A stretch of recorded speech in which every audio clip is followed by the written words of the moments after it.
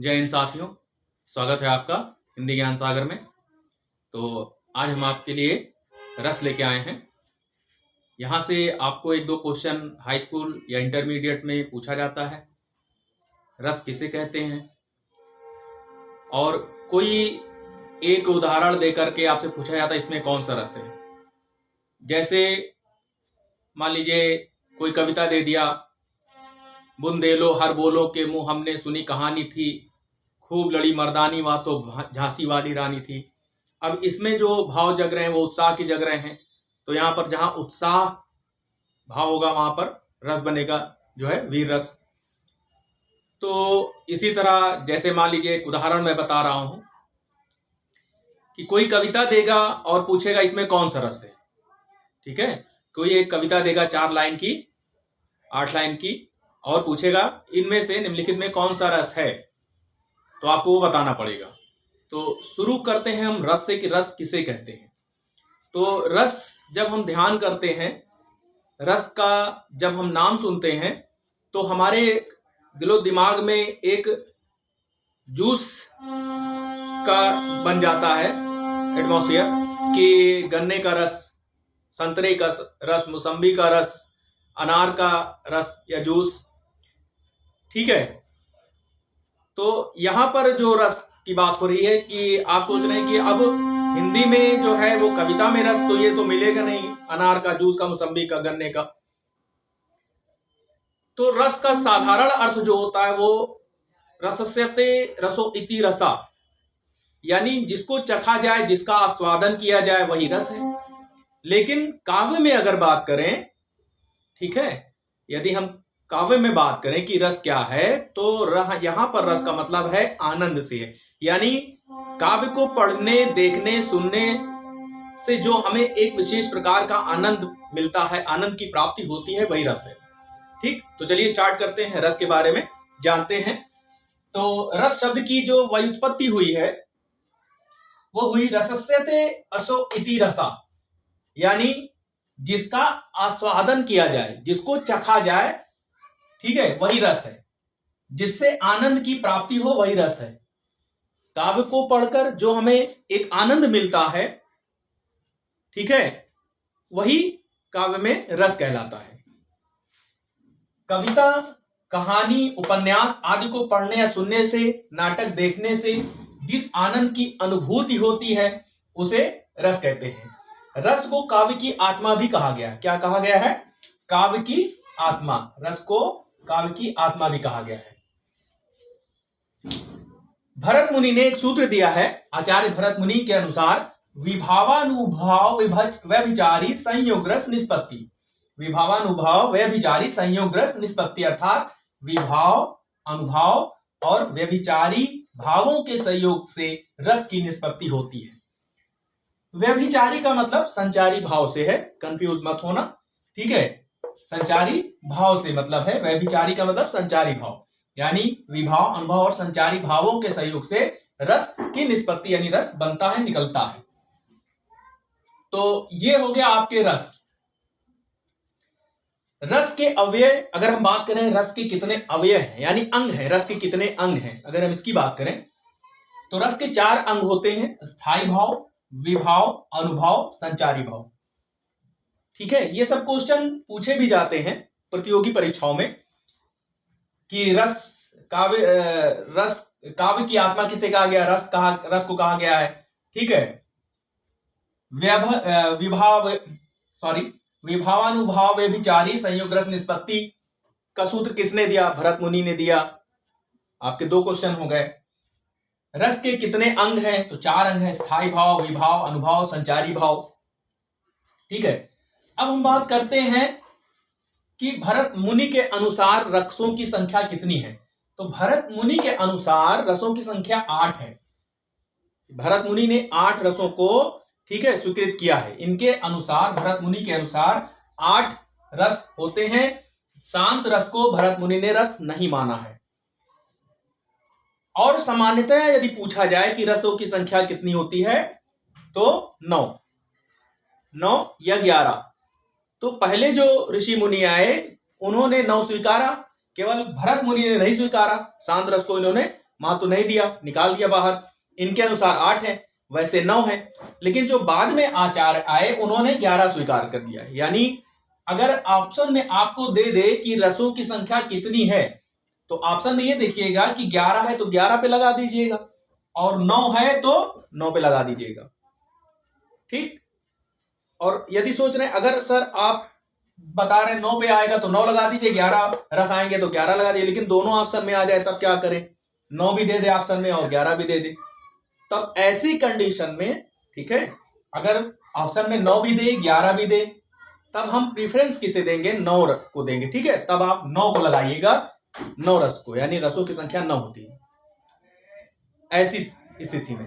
ठीक है, तो जो भरत मुनि के अनुसार रसों की संख्या 8 है, इन्होंने शांत रस को नहीं माना, जबकि आचार्य द्रुहिड़ ने शांत रस को माना है, उनके अनुसार रसों की संख्या 9 है। और भी जो भरत और भी उनके बाद भी जो आचार्य हैं उन्होंने भी 9 को स्वीकारा। फिर बाद में 2 जो है रस को और महत्व दिया गया, एक वत्सलता और एक देव विषयक, यानी इनको लेकर के 11 बन गए। तो ऑप्शन में अगर 9 नहीं दिया है, 11 दिया तो 11 पे टिक कर दीजिए, अगर 11 नहीं दिया 9 दिया तो 9 पे टिक कर दीजिए। अगर दोनों दे दिया है कि रसों की संख्या कितनी है, 9 भी दिया है 11 भी दिया है, तो आप 9 पर टिक करेंगे, 11 पर तब नहीं करेंगे। ठीक है, इसका ध्यान रखिएगा। तो मैंने बताया कि रस किसे कहते हैं, यानी काव्य को पढ़ने, कविता को सुनने से, ठीक है, देखने से, नाटक को देखने से, पढ़ने से, कविता को सुनने से जो विशेष प्रकार का हमें एक आनंद प्राप्त होता है, तो उसे ही रस कहते हैं। आज के युग में तो कोई कविता नाटक पढ़ता ही नहीं, देखता ही, सॉरी, नाटक जो है वो टीवी वगैरह में देखता है, पढ़ता ही नहीं। पहले जमाने में जो है लोग पत्रिका वगैरह पढ़ते थे, कविताएं पढ़ते थे, रचनाएं देखते थे, उपन्यास पढ़ते थे। अब आजकल ये सब मोबाइल ने दूर कर दिया, सब मोबाइल में देख लेते हैं। तो देखते हैं वही चीज, कविता भी वही सुनते हैं। किसी कवि द्वारा जब कोई कविता पढ़ता है तो या तो हास्य होती है या तो वीरस भावना से जो है परिपूर्ण होती है, वैसी कविता पढ़ता है। ठीक है, तो उसमें उत्साह रस होता है, स्थायी भाव उत्साह होता है, उससे बनने वाला रस वीर रस कहलाता है। ठीक है, जैसे बुंदेलो हर बोलो के मुंह, हमने सुनी कहानी थी, खूब लड़ी मर्दानी वह तो झांसी वाली रानी थी। अब यहां पर जो स्थायी भाव जागृत होगा वो क्या है? उत्साह, और इससे जो रस बनेगा वो वीर बनेगा, वीर रस। ठीक है, वीर तुम बढ़े चलो, धीर तुम बढ़े चलो, सामने पहाड़ हो सिंह की दहाड़। सुना होगा आपने बचपन में, एक कविता सुनी होगी, इसमें भी वीरस भावनाओं का प्रस्फुटन हो रहा है। तो यहां पर भी वीर रस निकलेगा, वीरता का जो प्रस्फुटन हो रहा है ना, यानी जो भाव निकल रहे हैं। ठीक है, तो जैसे मान लीजिए कि कोई हास्य कविता है, उसको पढ़ने से हंसी आ जाए। ठीक है, कि चींटी चढ़ी पहाड़ पे मरने के वास्ते, नीचे कपिल देव खड़े कैच करने के वास्ते। तो अब ये 2 पंक्ति पढ़ने से ही लग रहा है कि इसमें हंसी आ जा रही है ना, कि चींटी पहाड़ पे चढ़ रही है मरने के लिए और नीचे कपिल देव उसको खड़े हैं कैच करने के लिए, ऐसा कभी हो सकता है? यानी इसमें हास्य, यानी हास्य जो है स्थायी भाव है, इससे बनने वाला रस हास्य होगा। ठीक है, हंसी आ रही है, तो ये क्या है? क्या है ये? रस है, हास्य रस है। ठीक है, चाह नहीं सुरबाला के गहनों में गूथा जाऊं, चाह नहीं बिन प्यारी के गले में बिन हे हरी ललचाऊं, मुझे तोड़ लेना बनमाली, उस राह पर देना तुम फेंक।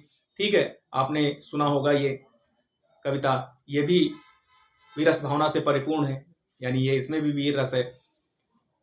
तो अचानक से जब कोई, यानी ये जो रस है, रसों की संख्या जो है, ठीक है, वो 11 मानी गई है, 8 भरत मुनि के अनुसार, और आचार्यों के अनुसार 9 मानी गई है।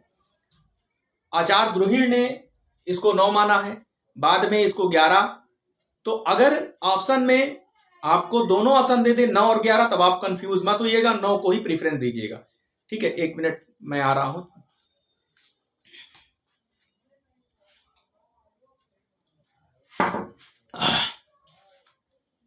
जी, तो मैं कह रहा था कि अगर ऑप्शन में दोनों रस दे दे, ठीक है, 9 भी दे दे संख्या और 11 भी, तो आप 9 को प्रेफरेंस देंगे।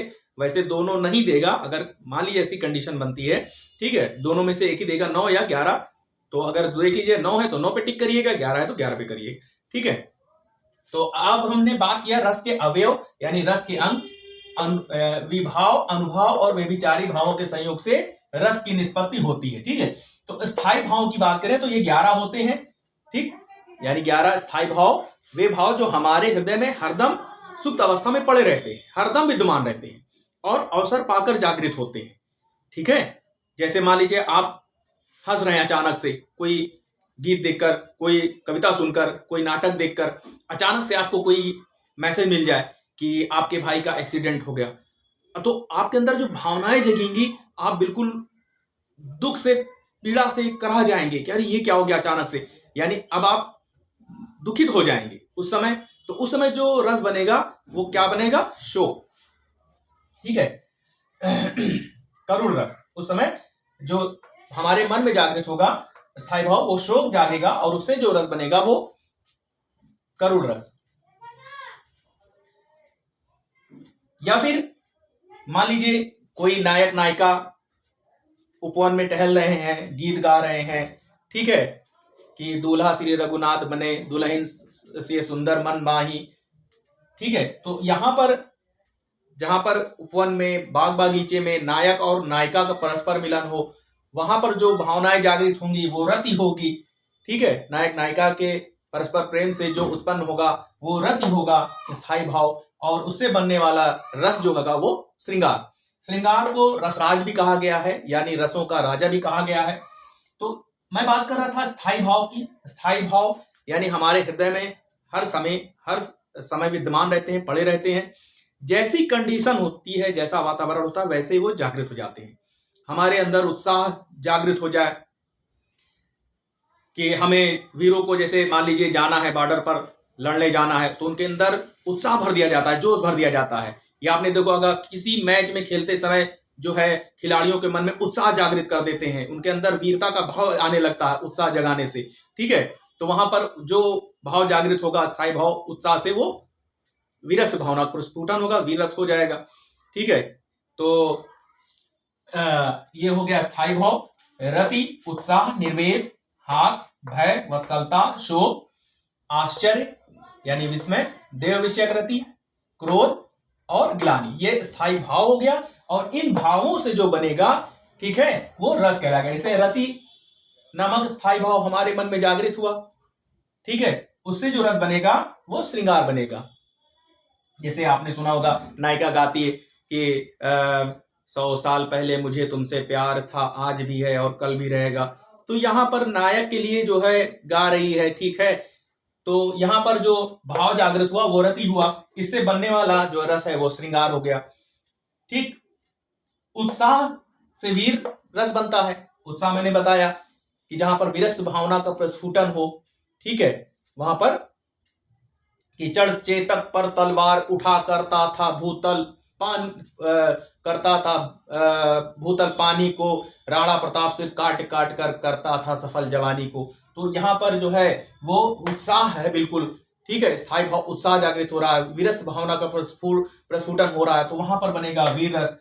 निर्वेद माने शांत, यानी बिल्कुल आप यूं करिए, संसार से बिल्कुल वैराग्य ले लेना, बिल्कुल घर बार छोड़ देना। ठीक है, बिल्कुल शांति स्थापित कर लेना, चले जाना पहाड़ों पर बैठ करके जो है तपस्या करना, तो वहां पर ये शांत रस होगा। ठीक है, हास, हास का मतलब हंसी, हंसी वाला, यानी कोई कविता नाटक सुन करके, देख करके, आप टीवी वगैरह में, मोबाइल वगैरह में देखते हैं आजकल बहुत से हंसी के चुटकुले और बहुत से आपके शॉर्ट वीडियो रील्स वगैरह आते हैं, दिखाते भी हैं, हंसाने की लोग चेष्टा भी करते हैं, ज्यादातर इसी पर आधारित लोग वीडियो भी बना रहे हैं। ठीक है, तो वहां पर हमें हंसी आ जाती है। अभी मैंने एक जो 2 पंक्तियां सुनाई कि चींटी चढ़ी पहाड़ पे मरने के वास्ते, और नीचे खड़े कपिल देव कैच करने के वास्ते, तो ये इसमें क्या हंसी आ रही, तो ये हास्य रस हो जाएगा। तो स्थायी भाव हास है। भय मतलब भयानक। ठीक है, जहां पर जो है डर का माहौल आ जाए कविता में या कहानी में या नाटक में। ठीक है, तो वहां पर क्या होगा? भयानक रस। वत्सलता यानी जहां पर पुत्रवत स्नेह करने वाला आ जाए, यानी किसी बच्चे के प्रति माता पिता का जो प्रेम होता है जैसे किलकत कान घुटुरवन आवत मणिमय नंद कनक के आंगन परिछाई पकड़िबे को धावत, ठीक है। या फिर मैया का बहू बढ़ेगी या चोटी कि तो मुझे दूध पियावत भवा पर अबहू है या छोटी, ठीक है। मैया मोई दाऊ बहुत खिजायो मोसे कहत मोल को लीन हो तू जसमती कब जायो, का करो यही ऋषि के मारे खेलन हो नहीं जात, पुनि पुनि कहत कौन है माता कौ है तेरो तात, गोरे नंद जसोदा गोरी तू कत श्यामल गात, तू मोही को मारन सीखी दाऊह कबहू नहीं रीझे, मोहन मुख ये बातें सुन सुन जसोदा रीझे।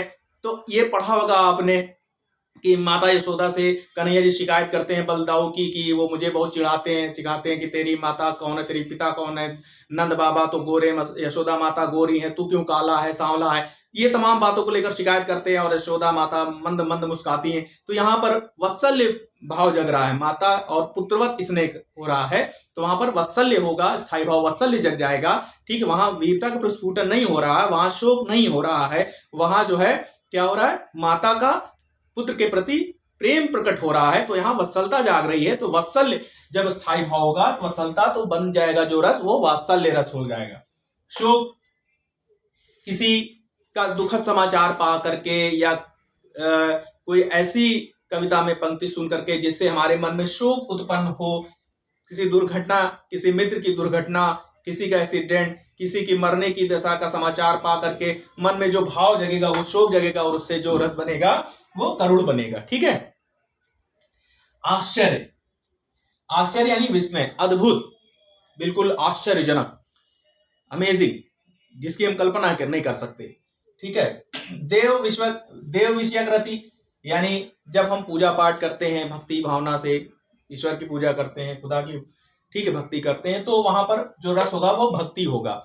तो इसको, ये भक्ति और ये वत्सलता को, ये दो रसों को आचार्यों ने स्वीकार नहीं किया था, लेकिन बाद में इसको भी शामिल कर लिया गया है, ठीक है। इसलिए मैंने इस पे कट लगा दिया है, देव यानी भक्ति पर और वत्सलता पर, ठीक है। इसलिए अगर हम रसों की बात करें तो रसों की संख्या 9 ही होती है, किंतु अगर ऑप्शन में, ठीक है, 9 ना देके 11 दे दे तब आप 11 लगाइएगा, अन्यथा 9 ही है। और अगर ये पूछ ले कि भरत मुनि के अनुसार कितनी है, तब 9 न 11, तब 8 होगा, भले ही ऑप्शन में 9 11 रहे, तब तो उसने पूछ लिया ना कि आचार्य भरत मुनि के अनुसार रसों की संख्या कितनी है या उन्होंने रसों को कितना माना है। तब अगर आप 9 लगाएंगे तो गलत हो जाएगा, क्यों? क्योंकि वो पूछ रहा है कि भरत मुनि के अनुसार, तो भरत मुनि ने 8 माना है तो आप 8 लगा दीजिएगा, ठीक है। अगर ये ना पूछे भरत मुनि के अनुसार, डायरेक्ट पूछे कि रसों की संख्या कितनी है, तो 9, और ऑप्शन में 9 11 दोनों दे दे तब भी 9, अगर 9 ना दे तो 11 हो जाएगी, ठीक है। इन 2-4 बातों को ध्यान रखिएगा। क्रोध, जो हमारा स्थायी भाव है क्रोध, क्रोध से जो निकलेगा वो रौद्र रस निकलेगा, ठीक है। ग्लानि, ग्लानि यानी जुगुप्सा, यानी विभत्स, यानी किसी दृश्य का बिल्कुल घृणात्मक देख करके मन एकदम बिल्कुल घृणा से भर जाए, या देख करके मन ना करे कि एक दृष्टि उधर देख ले। जैसे पहले जमाने में जो लड़ाइयाँ होती थी, युद्ध होते थे, वो तलवारों और चाकुओं के बल पर होते थे, लोग एक दूसरे की गर्दन काट देते थे, पेट फाड़ देते थे। तो उस दृश्य का चित्रण, पहले आप चले जाइए आदिकाल में, वीरता का वर्णन वहां पे मिल जाएगा आपको पृथ्वीराज रासों में, वहां देखिएगा पृथ्वीराज चौहान के बारे में जो लिखा है मलिक मोहम्मद जायसी ने, तो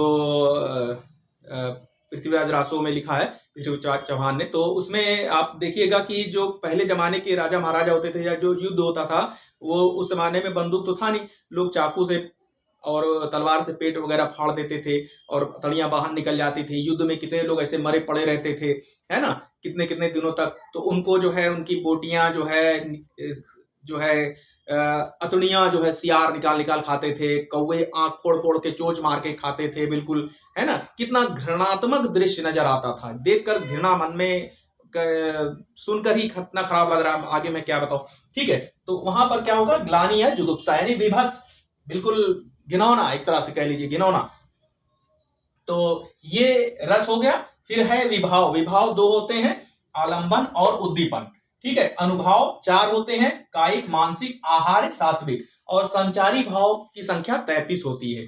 तो अभी आज मैंने जो आपको पढ़ाया वो रस के बारे में बताया कि रस क्या है, ठीक है, रस किसे कहते हैं, रस की संख्या कितनी है, मैंने कई तरीके से बता दिया कि इस तरह से पूछा जाए तो वैसे तो 9 है।